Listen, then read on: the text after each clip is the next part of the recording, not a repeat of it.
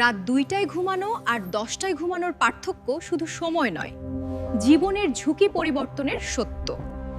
ঘুমের সাথে আপোষ মানে নিজের শরীরকে ধীরে ধীরে ক্ষতি করা, কারণ ঘুমই আমাদের আসল রক্ষা।